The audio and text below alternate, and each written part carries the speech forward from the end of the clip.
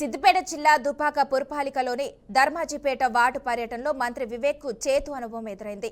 రైతు భరోసా ఎప్పుడు వస్తుందని, రైతులకు పూర్తి స్థాయిలో రుణమాఫీ కాలేదని కొంతమంది రైతులు ఫ్లెక్సీలతో నిరసన వ్యక్తం చేశారు. ఇప్పటి వరకు రహదారి వేయలేదని, 2 ఏళ్ల నుంచి ఏ అభివృద్ధి పనులు చేపట్టలేదని మంత్రిని స్థానికులు నిలదీశారు. దీంతో మంత్రి ప్రభుత్వాన్ని అడగాలని సమాధానం చెప్పడంతో రైతులు ఆగ్రహం వ్యక్తం చేశారు. దీంతో వారి దగ్గరికి వెళ్లి మంత్రి వివేక్ నచ్చజెప్పే ప్రయత్నం చేశారు.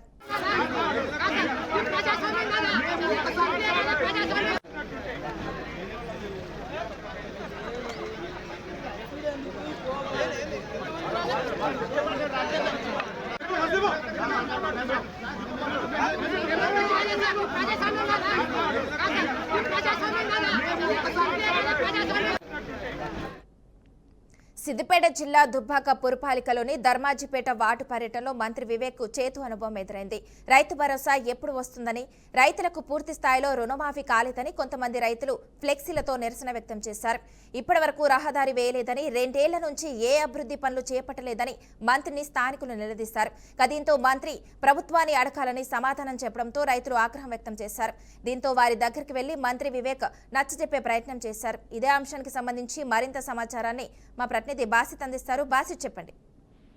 మానస, సిద్దిపేట జిల్లా దుబ్బాక పురపాలికలోని ధర్మాజిపేట వార్డు పర్యటనలో జిల్లా మంత్రి వివేక్ చేడు అనుభవం ఎదురైంది. రైతు భరోసా ఎప్పుడు వస్తుందని చెప్పి, రైతులకు పూర్తి స్థాయిలో రుణమాఫీ కాలేదని చెప్పి కొంతమంది రైతులు అతన్ని నిలదీయడం జరిగింది. ఫ్లెక్సీలతో నిరసన వ్యక్తం కూడా చేయడం జరిగింది. ఇప్పటి వరకు రహదారి వేయలేదని, 2 ఏళ్ల నుంచి ఏ అభివృద్ధి పనులు కూడా దుబ్బాకలో జరగలేదని, చేపట్టలేదని చెప్పి ఆ మంత్రిని స్థానికులు నిలదీస్తారు. దీంతో మంత్రి ప్రభుత్వాన్ని అడగాలని చెప్పి ఆయన అనడంతో, ఆ సమాధానం చెప్పడంతోనే రైతులు ఆగ్రహం వ్యక్తం చేశారు. దీంతో వారి దగ్గరికి వెళ్లి మంత్రి వివేక్ నచ్చజెప్పే ప్రయత్నం కూడా చేయడం జరిగింది. ఈ నచ్చజెప్పడానికి ప్రయత్నం చేసినా కానీ ఆ ఫ్లెక్సీలతో వాళ్ళు నిరసన వ్యక్తం చేశారు. ప్రస్తుతం అయితే దుబ్బాక పరిస్థితి మాత్రం కాంగ్రెస్ కొంచెం చేదు అనుభవంగానే కనిపిస్తుంది. ఒకవైపు టీఆర్ఎస్, మరోవైపు బీజేపీ రఘునందన్ రావు సంబంధించి, అటు కొత్త ప్రభాకర్ సంబంధించిన వ్యక్తులు కూడా ఇక్కడ ఉంటున్నారు. ఎక్కువ శాతం ఆ నాయకులు ఉన్న చోటనే ఈ వివాదాలు చెలరేగుతున్నాయి. గతంలో కూడా ఈ కాంగ్రెస్ వాళ్ళు ఏ పథకాన్ని తీసినా కానీ అక్కడ కార్యకర్తల మధ్య తోపులాటలు, బాహాబాహీలు కూడా జరిగిన ఘటనలు చోటు చేస్తున్నాయి.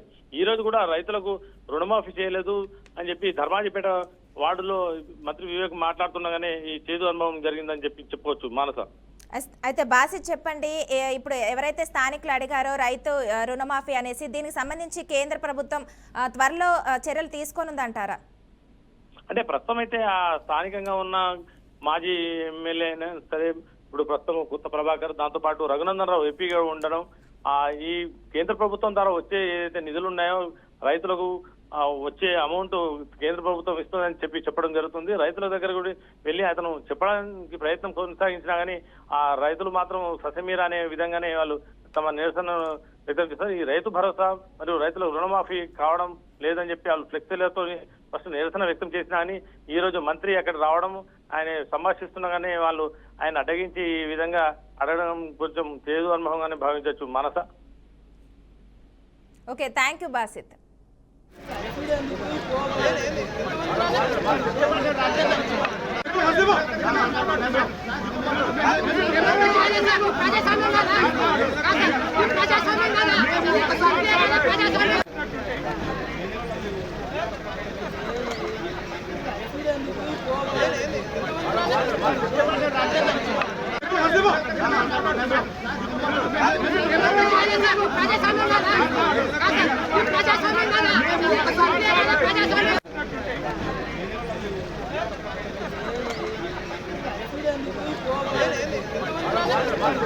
రాజ్యాంగం